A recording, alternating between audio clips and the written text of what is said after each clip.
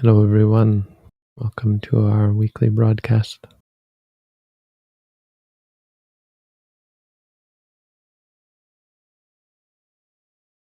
So, as per usual, we'll start with a little bit of guided meditation. Might be useful for people who are new to this tradition. For everybody else, it's a chance to do a short meditation together.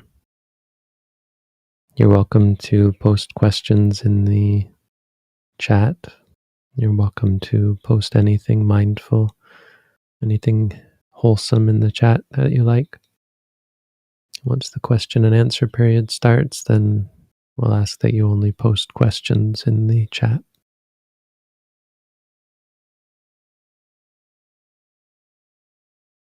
But for now, if you don't have a question, you can just close your eyes.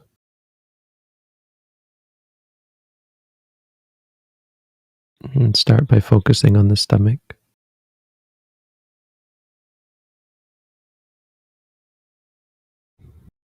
Just watch when the stomach rises and falls, and when it rises, say to yourself, rising, falling.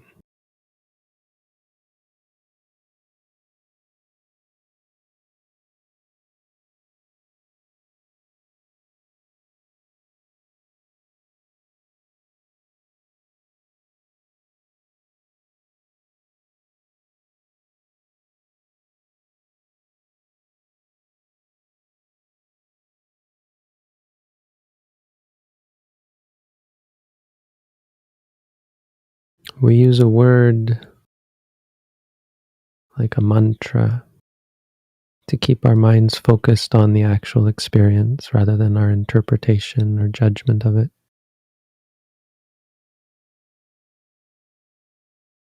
So when we say to ourselves, rising, the mind focuses only on the experience. Its understanding of the experience is rising. That's all it is. So this preempts any reaction or judgment or extrapolation.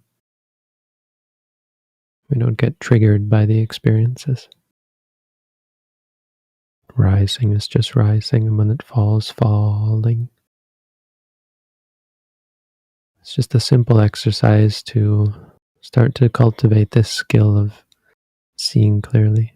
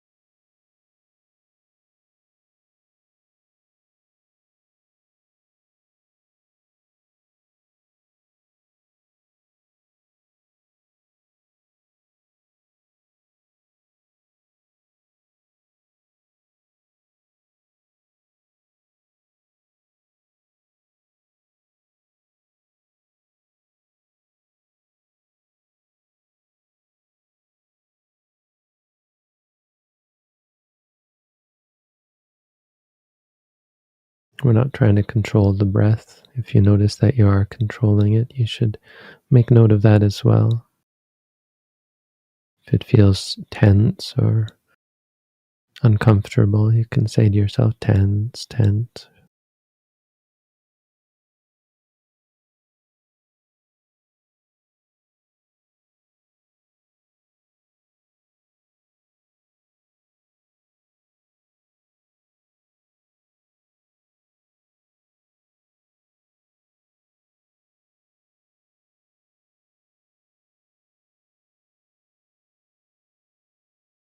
And then once you're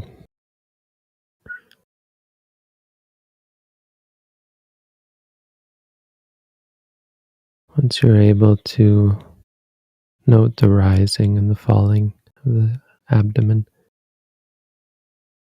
and you can start to notice other parts of your experience. If you feel any pain, you can note the pain. Just focus on the pain and say to yourself, pain, pain.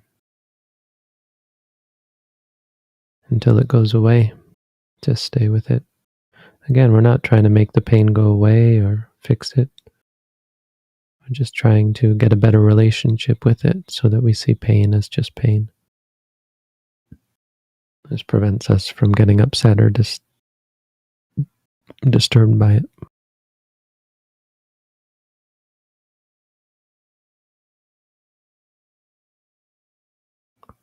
If you feel happy or calm, you can note that as well. Just try and keep yourself objective so you don't get attached to it. Say to yourself, happy, happy. If you feel calm, say calm, calm, calm. And once the feeling's gone, just go back to the stomach and continue with the rising and falling.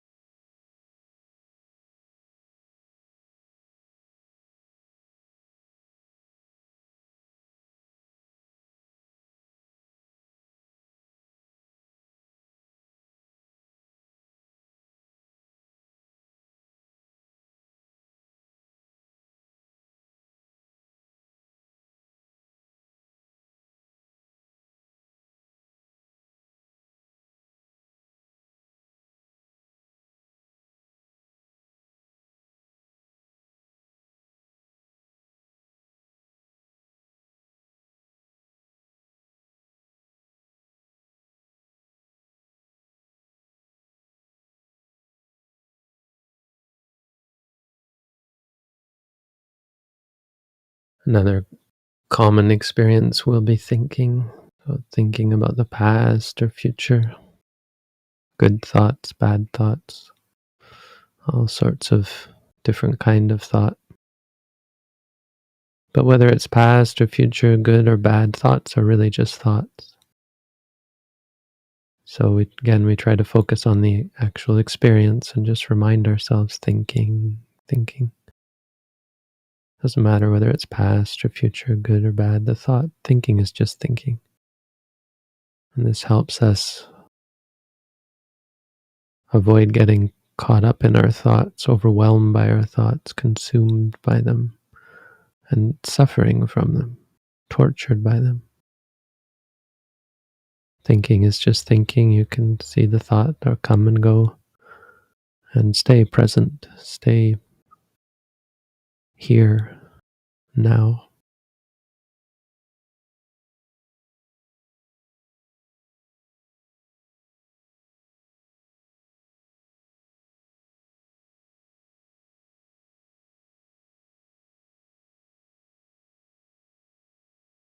We're not trying to stop ourselves from thinking. The goal isn't to not think. Thinking is a part of life, it's the nature of the mind.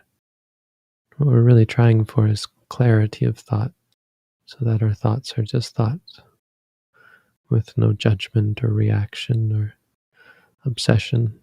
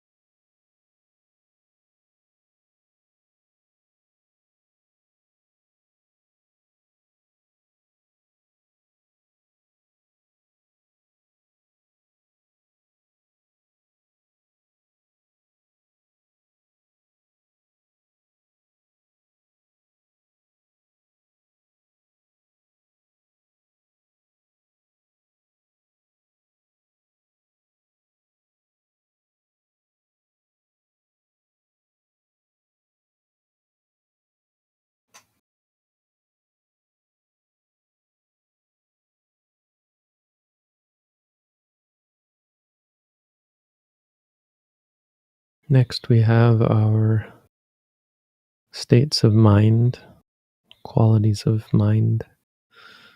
This includes emotions and just general states, mental states, liking, disliking. So whatever you experience, you might like it or you might dislike it. You might think of something and then you want it, or you feel frustration or anger, boredom, fear, sadness, depression. So you can just note these, just like anything else. Try and see them as they are without reacting to them. Because when you react to your reactions, it becomes a feedback loop where it gets worse and stronger, more overwhelming and consuming. So if you like something, just say liking, liking. If you dislike something, disliking, disliking. And you can note wanting or boredom, frustration, anger, sadness. Just note whatever it is. And when it's gone, just go back to the rising, falling. You might feel drowsy or tired, or you might feel anxious or restless, worried. You can note these as well. Tired, tired, or restless, restless, anxious, worried. You have doubt or confusion, doubt about yourself or what you're doing, or confusion about something or other. Note doubting or confused. Basically, whatever state your mind is in, note that state and then go back to the rising, falling.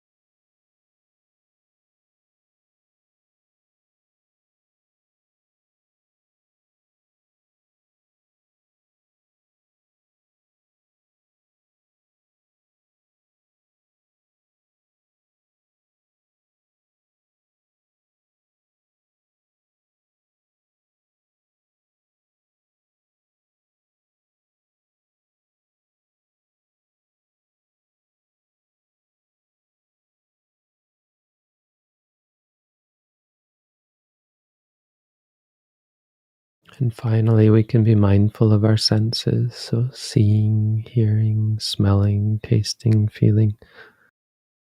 As you sit in meditation, you will experience many of these. And outside of meditation in your daily life as well. When you see something, even with your eyes closed, you might see lights or colors. You might see pictures, images, movies. And just say to yourself, seeing, seeing, until it goes away.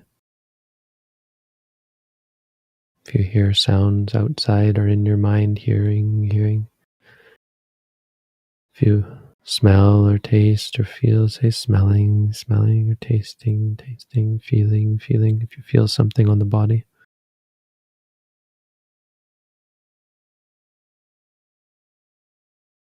Basically, in summary, you can note any experience, just find a word for it and remind yourself, hey, that's that, so that your mind sees it for what it is rather than judging it or reacting to it or extrapolating upon it.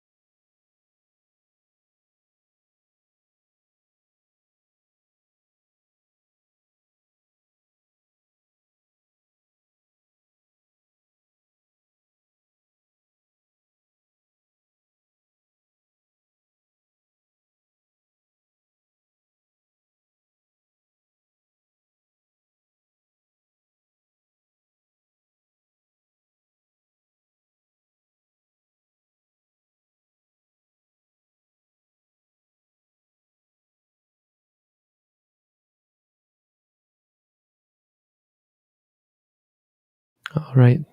So you can continue to sit mindfully, but if you haven't posted a question and you have a question, now is the time you can post your questions. And from here on, I'll ask that anything in the chat be only questions. Anything that's not a question will be removed without prejudice. And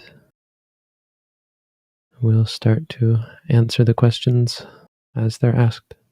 We organize the questions into tiers.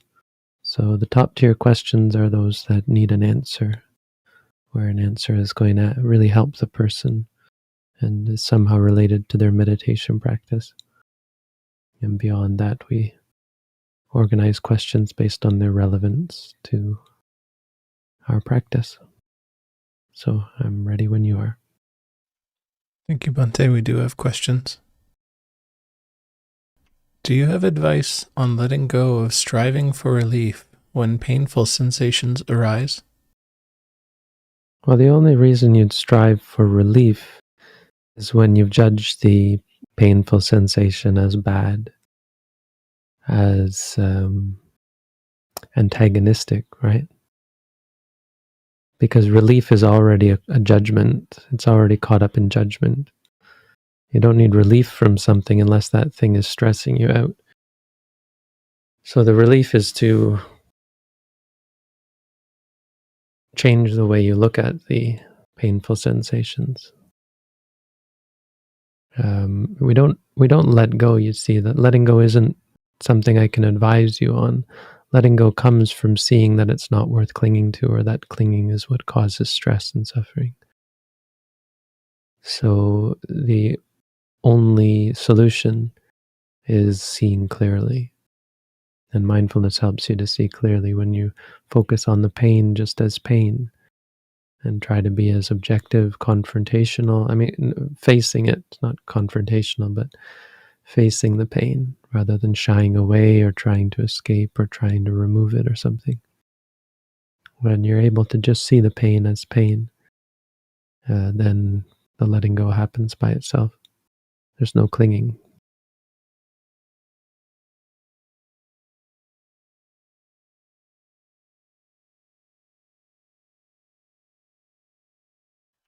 I've been suffering from a debilitating anxiety and depression, especially recently.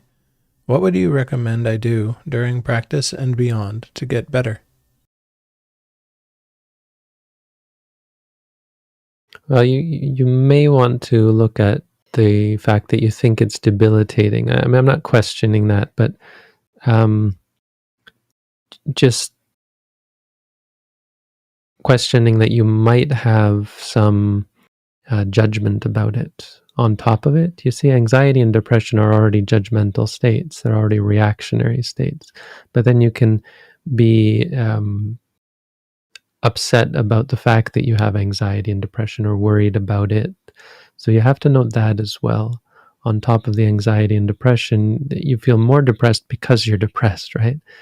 I have debilitating depression is a very depressing sort of thing. I have debilitating anxiety is a very anxiety-inducing statement.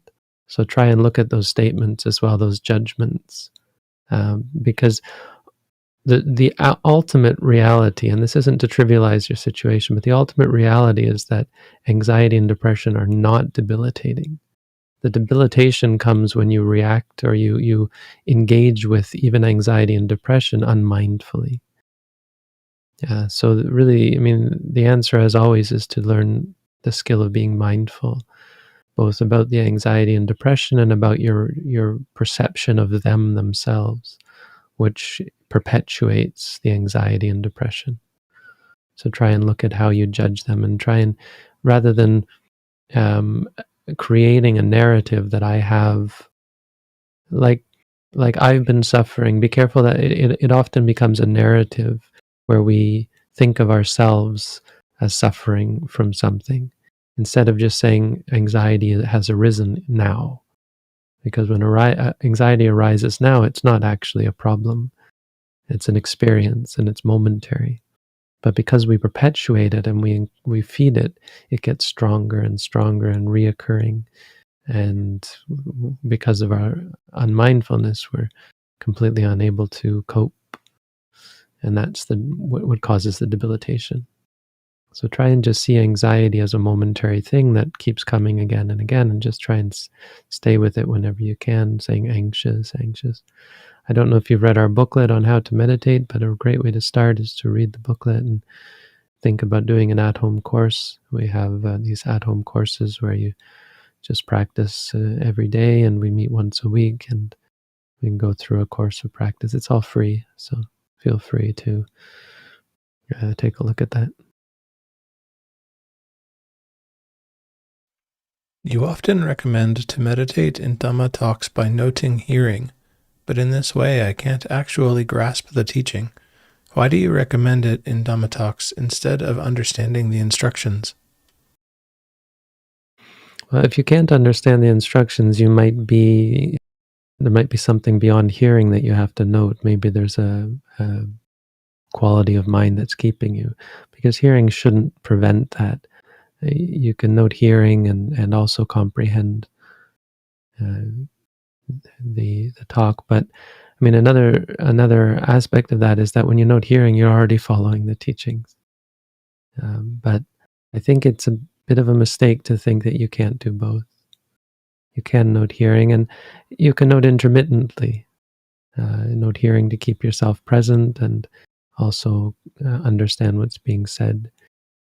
The mind is very quick. You can even note all the reactions you have to the talk. But you might have a reaction to this idea. If you think that hearing is going to be a problem, then it will be a problem. It'll get in your way because you have some mental state that's blocking, that's worrying, or that sort of thing, stressing about it.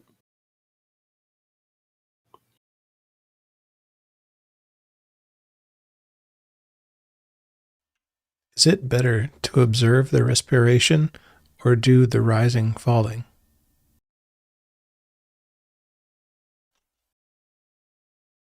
Well, watching rising falling is respiration. But the thing is that respiration is just a concept. It's a concept in the sense that you don't directly experience it. What you experience we call respiration, but it's actually a feeling of, for example, the expanding and the tensing and the relaxing of the stomach. So there's a feeling of tension that in English we call rising, and the release of tension that we call falling. But those are just names for the tension. Respiration is not the actual experience. So if you're focused on respiration, technically it's a conceptual object, which isn't bad. It's just not productive of seeing reality clearly, because it's conceptual. It just makes you very calm. So rising, falling is a type of what you might call mindfulness of respiration that does allow you to see clearly because it's focused on the actual experience.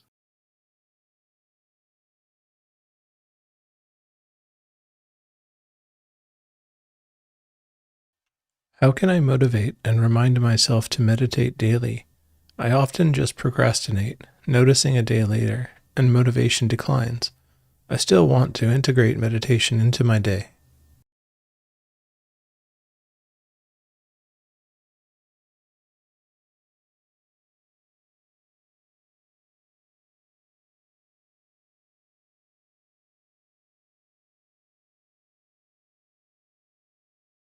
Well, procrastination is something you can pay attention to.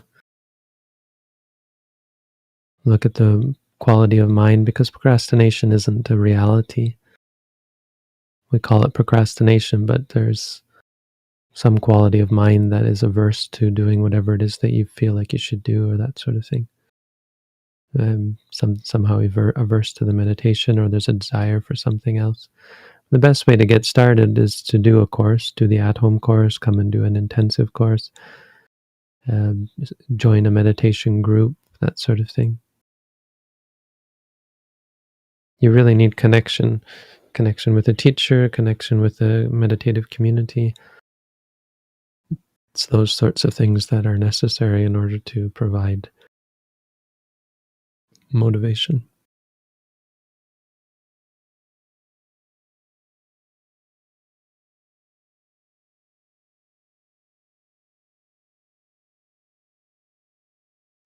When I sit, sometimes wanting to stop meditating stays very long.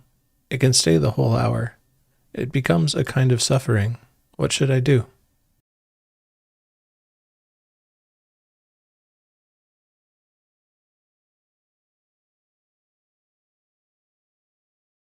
Well, wanting to stop meditating isn't probably the only thing that's going on in your mind, and you call it wanting to stop, but there's probably an aversion, a disliking, and disliking is very unpleasant, so a lot of suffering. So note the disliking, note anxiety or restlessness or whatever it might be. Wanting to stop meditating isn't something that lasts more than a moment, but there may be other aspects of it that you're not noting that makes you think that it's this entity that's staying throughout the practice. As you progress in the practice, you'll be able to break this into pieces and see the momentary realities for what they are. Like there'll be thoughts, there'll be emotions, there'll be physical experiences.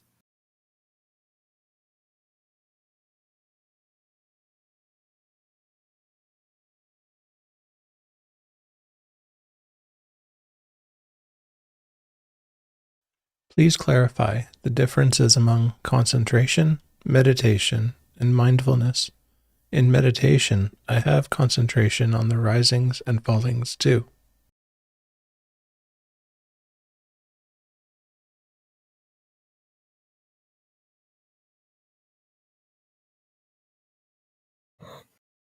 Well, concentration is a quality of mind that is able to stick to a single object. Meditation is any kind of, we would say, wholesome mental training.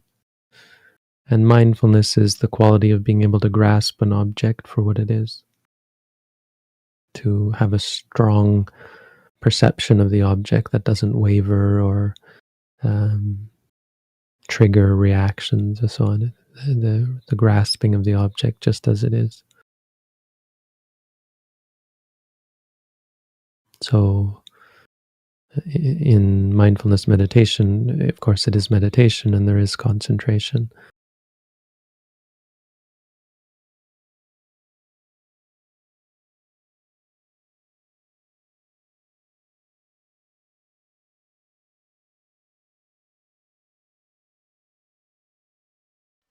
If I'm trying to listen to someone, noting hearing, there are inevitable gaps between sounds. Do I switch to another object, or do I continue to note hearing in the absence of sound? Right, so hearing is only something that's intermittent and you're seeing the impermanence of it. Normally we think when someone's talking, they're talking continuously. But the experience is not anything continuous, it's just momentary, and there are other experiences as well. So that's what noting hearing when someone's talking can do for you. It helps you to see the reality of it. That hearing is just a momentary thing. That's the reality is hearing. You can note all the other experiences as well, of course.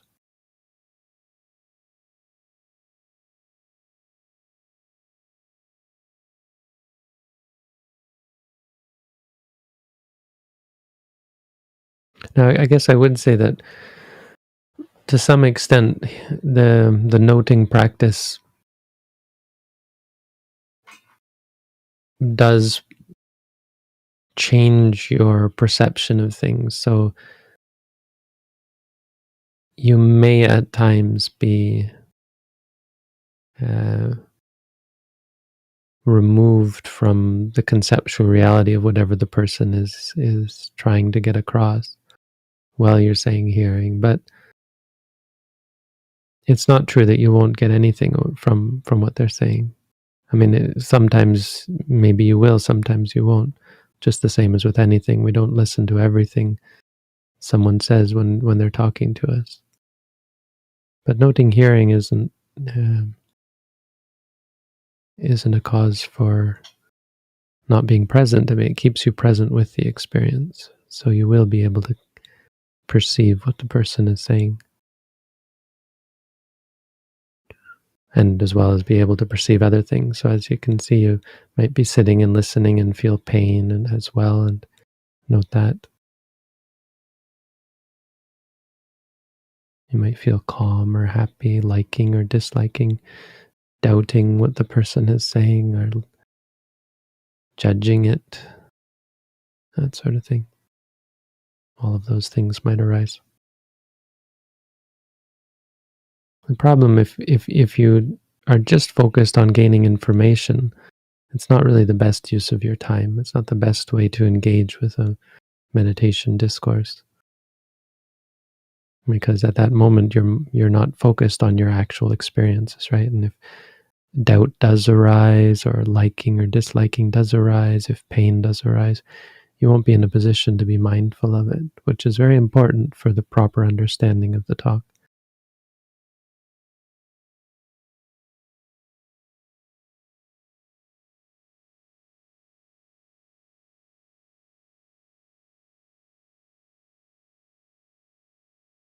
Many times when I'm meditating, I fall asleep, but I continue meditating. I have some dreams, but I'm almost aware during them. Is it good or bad? Should I try not to sleep like that? I wouldn't encourage it. If you fall asleep meditating, that's not the end of the world, but you might want to sometimes, to some extent, be aware of your tendency to fall asleep and try to note when you're tired. Sometimes you just can't avoid it, especially if you're working all day and then you try to come home and meditate. Well, get what you can, but do try to note when you're tired. And you should find you can clear up some of your drowsiness, some of your lethargy.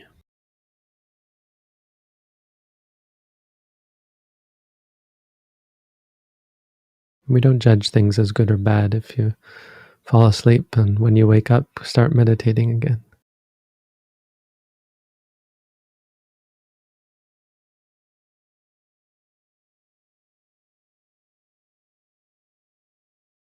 After 2 years of Vipassana, it has become harder for me to meditate.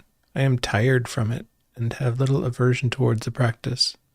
I did about 2 hours a day. What should I do? Should I do less than 2 hours? Well, you should note the fatigue and the aversion. There's no reason to do less just because you're averse to it. Again, it might help if you're in contact with a community or a teacher directly. Do what you can. I can't help make it easier for you. Everybody has to find their own way. I can provide you with the instruction, but you yourself have to walk.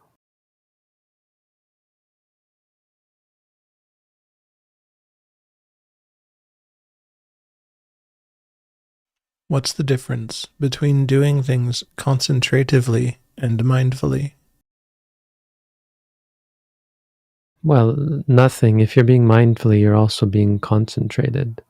But it's possible to be concentrated in ways that, well, see, mindfulness depends on the object. Honestly, there isn't technically much difference, because you can't really be concentrated unless you're also mindful. And I suppose vice versa, though it's hard to answer this question because it's, technically you never do things concentratively or mindfully. Concentration and mindfulness are qualities of mind. So they're qualities of an experience. Doing things is just a concept. When you say a person does things. So if we're talking conceptually about a person doing things and not talking about moments of experience that arise and cease, then it certainly is possible to do things unmindfully, but concentrated. If you focus on killing someone, or if you focus on stealing, or if you're very focused on indulging in sensuality, then there's no mindfulness there. But you might say there are moments of concentration. But that concentration is fleeting and unstable. So mindfulness leads to a concentration that is stable and lasting, because it's not fraught with distortion and distraction and restlessness and delusion and all that. So I think if people focus on concentration, they're quite in danger of becoming unconcentrated, because it's not founded on a good base. But if you found your practice on mindfulness, then the concentration that comes it has a stable base. There's nothing underneath that's going to explode or going to erupt, because it's based on clarity and simplicity of mind, purity of mind.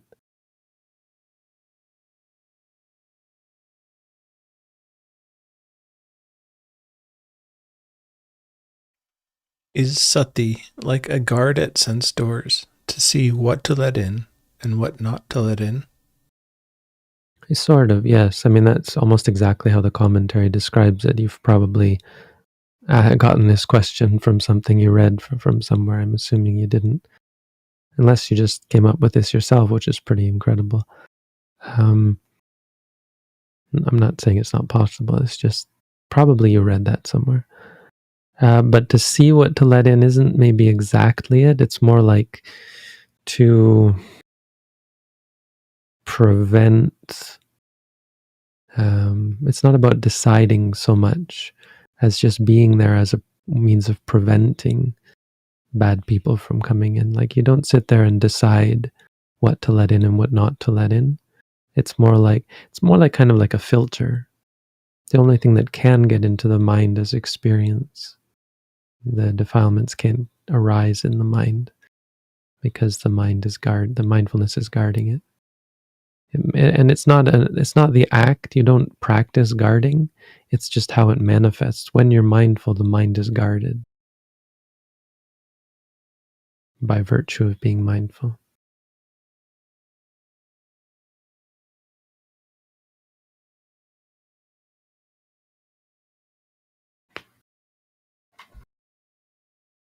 In daily life, I'm more able to practice, for example, lifting, placing, etc. But I don't know why I expected this to be more mystical or revelating. Is really lifting just lifting what we see? Oh, well, you'll start to see how you create problems for yourself based on things like lifting, based on experiences like lifting, placing, or like anything. So there's nothing special about the fact that your foot is lifting or placing. There's something special about the quality of mind that is able to be present. And if you cultivate that regularly, your mind, quality of mind will change, so that things that do matter will fail to evoke unwholesome, problematic states that are conducive to stress and suffering. It's kind of like, if you know that old movie, The Karate Kid. I bring this up. I've talked about this before. He teaches that this old Japanese man teaches this young American boy wax on, wax off on his cars, and he gets really upset. He says, "Why am I just doing this wax on, wax off?" And then he asks him to demonstrate, and it turns out he's been studying karate, so he's a martial arts master because of doing this. I mean, the point of that part of the movie is that there's nothing special about the movements that you do repeatedly, but physically you become skillful at making movements that are helpful. And so that's what's going on here, except mentally. So when you say lifting, placing, there's nothing, you're not seeing anything special in the foot. Not precisely, though, to be honest, that is enough to become enlightened, because the quality of the mind can become very pure from watching the foot or watching the stomach. But more practically, it just becomes a skill that you have, so that you're no longer reacting to things, and your general state of mind is more clear and more pure. And when that develops, that allows the mind to let go. Your perspective on reality shifts from clinging, from chasing, from identifying to letting go and flying free.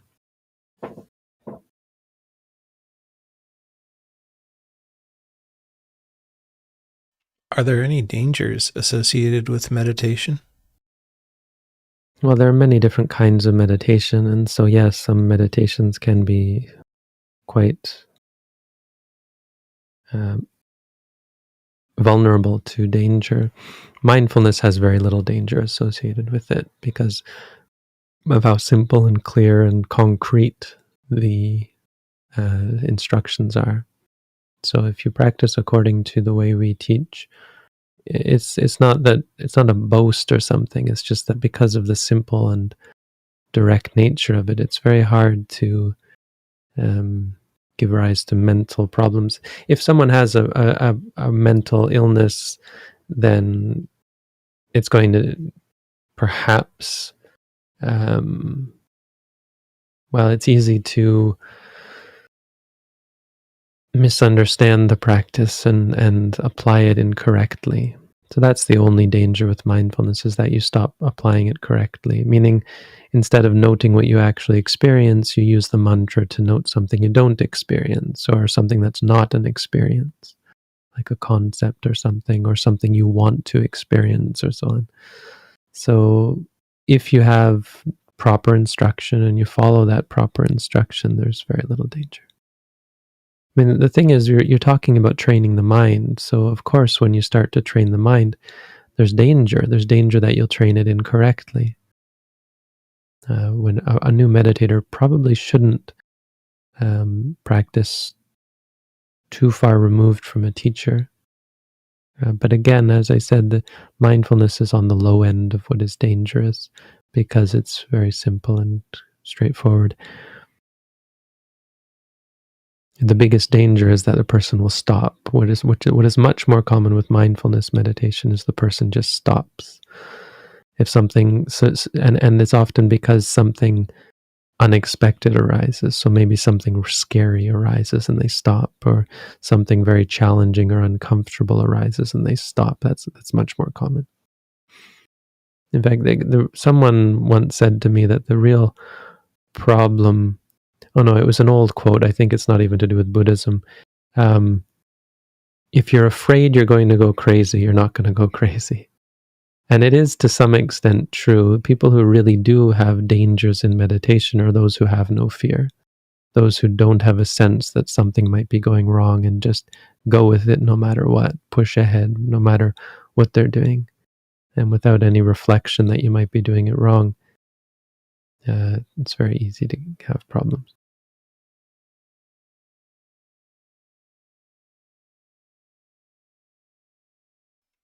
Serving alcohol isn't bad, but what if an employer wants an employee to emphasize alcohol to customers? For example, a sale on some type of alcohol.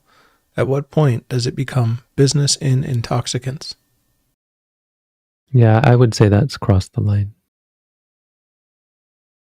I mean, I think it's a fine line that some people probably would disagree, but I think I've said before that I think there's room to serve alcohol without any kind of coercion, where the person asks for alcohol and you bring them alcohol. I mean, hey, they could want the alcohol for their wounds. If they have an open wound, it could sterilize the wound. It can cure up acne. No, I don't know, but it's good for makeup. I don't know, something. But as soon as you start to encourage people to drink alcohol in any way, I'd say you've crossed the line, and it's no longer defensible.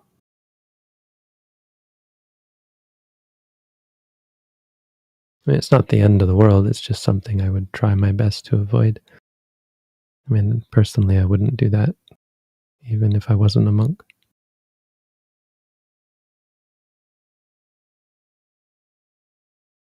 I have a chronic bloating. Can meditation help, and how? Maybe, maybe not. I mean, meditation does have an effect on the body. Sometimes qualities of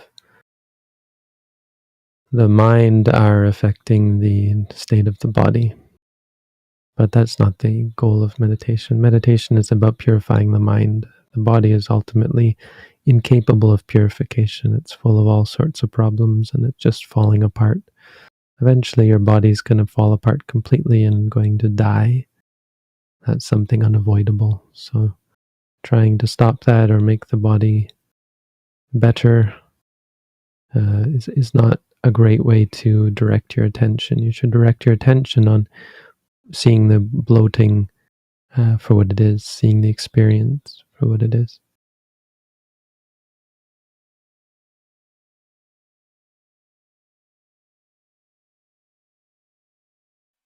What do we do when we are in a continuous loop of feeling, like doing nothing, and feeling even worse due to maybe lack of discipline?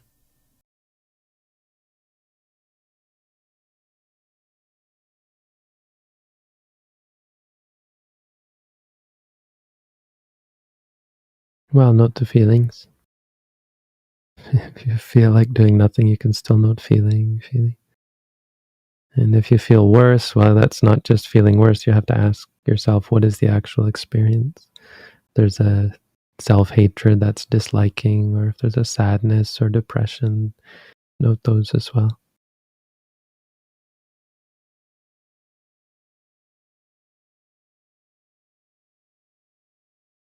Is falling in love with someone unwholesome, even if you are in a relationship with them?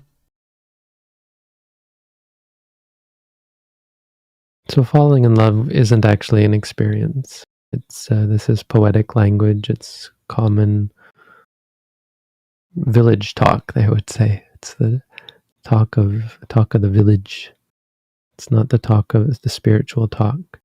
So in spiritual terms, or I'd say religious terms or Buddhist terms, there is an experience of liking, perhaps. There is an experience of pleasure. There are experiences of liking and pleasure. And the pleasure is not unwholesome, but the liking is. So if you like something, you should say to yourself, liking, liking. Or if you want something, wanting, wanting.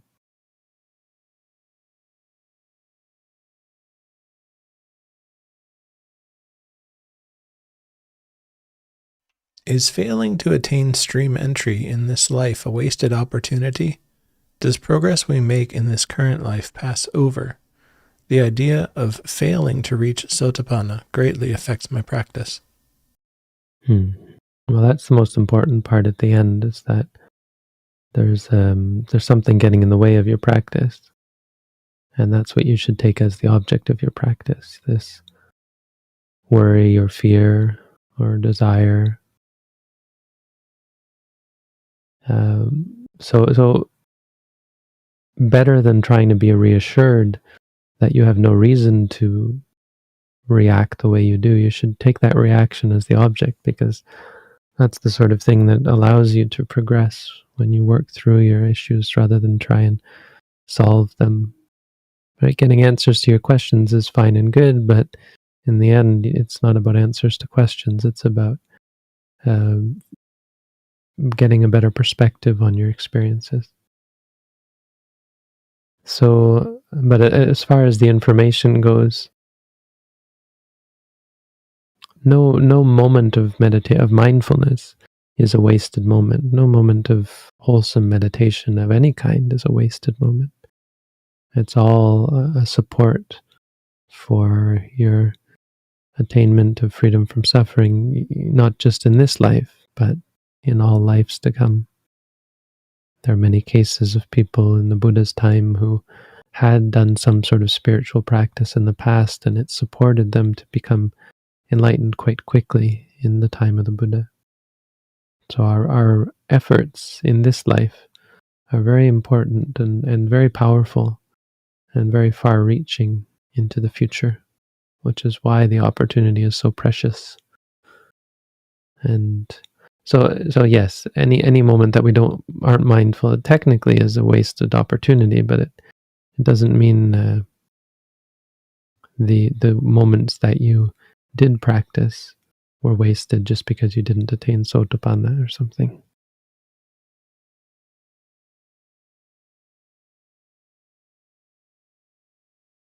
What is the purpose of observing the points around the body? Is it just to stop getting bored with watching the rising falling? Or is there another purpose to it? Well, it's not just about getting bored, it's about becoming more skilled and needing more of a challenge. Or not just needing more of a challenge, but providing a higher level of training.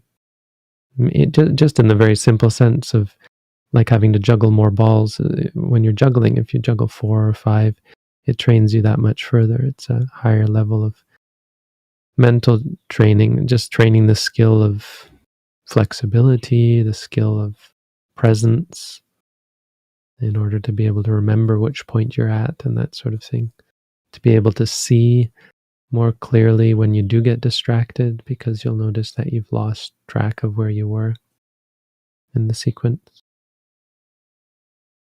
And to provide the meditator with a sense of progress. There is that psychological aspect. But much more is providing the higher level of training, of simple mental skill training as the mind becomes more skilled, just like adding another ball to the juggling mix.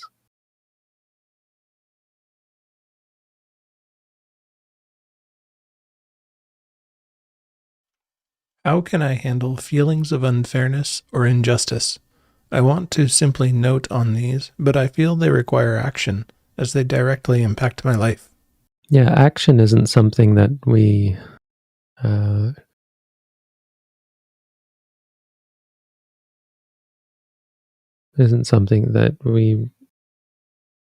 try and discourage. The change that has to come is the reaction, the emotional reactions, the feelings. So there's no feeling of unfairness, there's a feeling of disliking or even anger. Unfairness and injustice are intellectual concepts, are rational concepts, and so you can still see that something is unfair without being emotional, without getting angry about it. And you can still do something about it without anger.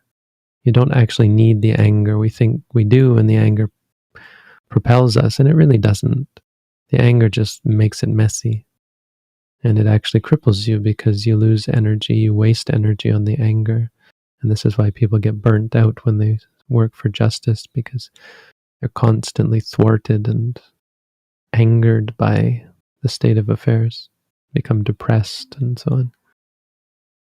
When something is not right, you say it's not right. You can act in such a way as to work towards making it right.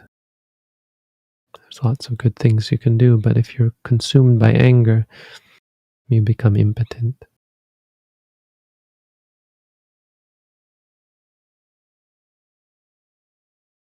What does it mean to contemplate internally and externally? Aren't we observing our experiences just internally? Yeah, but some ways of perceiving things is external, so conceptual. If you look at a dead body, it's still technically mindfulness of the body. It's just external, so it's conceptual. But there's different understandings and explanations of internally and externally. It's just saying in all ways, basically. Different ways. In this practice, you could say it's all internal. It's one way of looking at it.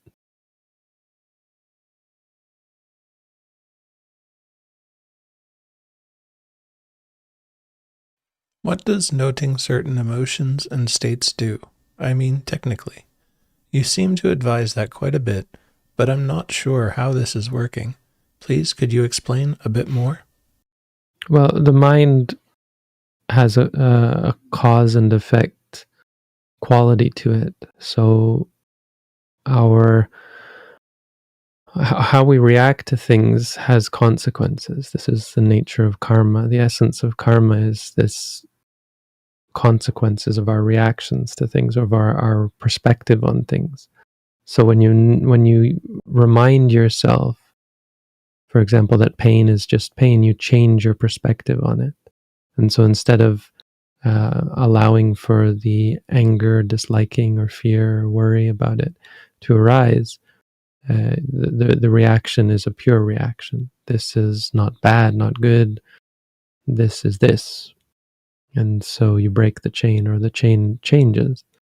And so the result is quite different from if the reaction were, this is bad, this is a problem. So there's much more clarity. You're able to stay focused on the actual experience, even with things that are not so directly problematic as pain, like thoughts. So if you just remind yourself of thoughts, then you don't get caught up in thoughts and lost in thought. That allows for the potential for all sorts of problems, liking, disliking, conceit and arrogance and identification and all those things.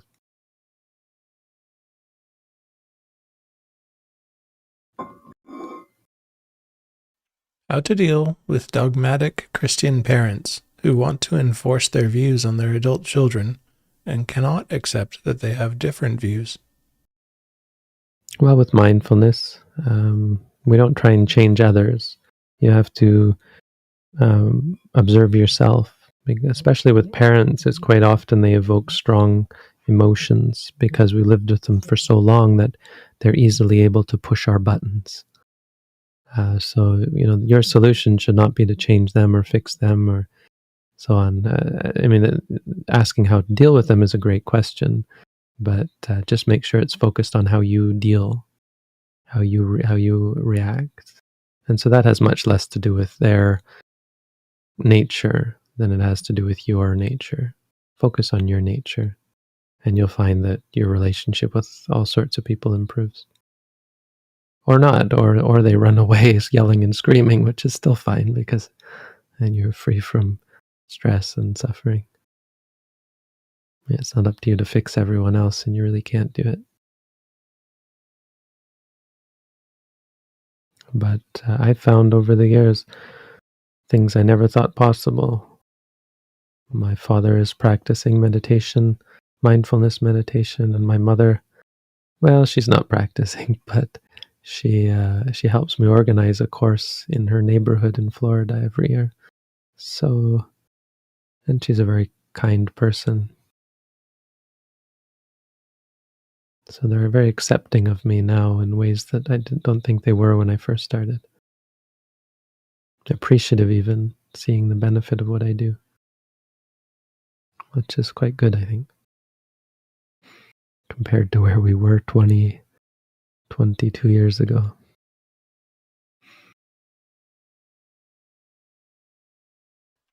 Bhante, we've asked all the questions we're prepared to ask today. Okay, thank you all. And thank you, Chris and Rahid and Ulu. Thank you, everyone, for coming. Wish you all peace, happiness, and freedom from suffering. Sadhu. Sadhu.